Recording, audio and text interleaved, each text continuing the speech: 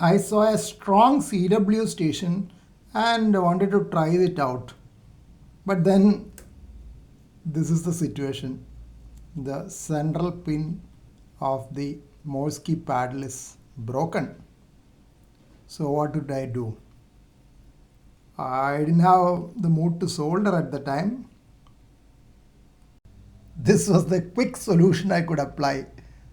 Used a pair of crocodile clips to connect the broken parts. This is one part, the shield of the cable, and this is the central connector.